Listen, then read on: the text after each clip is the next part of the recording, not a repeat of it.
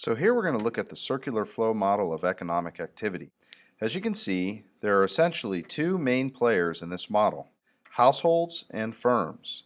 These two parties communicate in two markets, in the product market and in the factor market.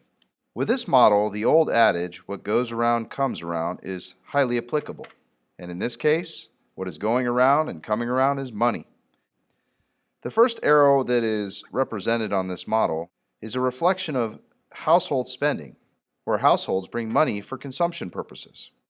Businesses or firms also go to the product market to bring goods and services, and these goods and services are for sale.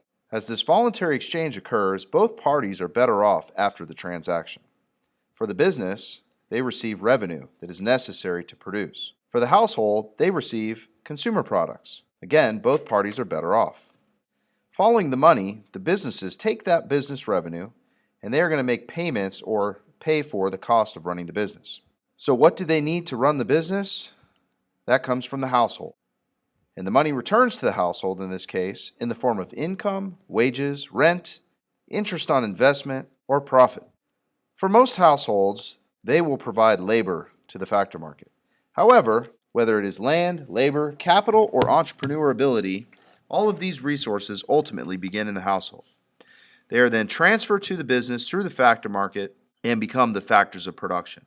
So in a nutshell, this is the circular flow model. It represents the flow of goods and services and money from and to the households and the firms in a market economy.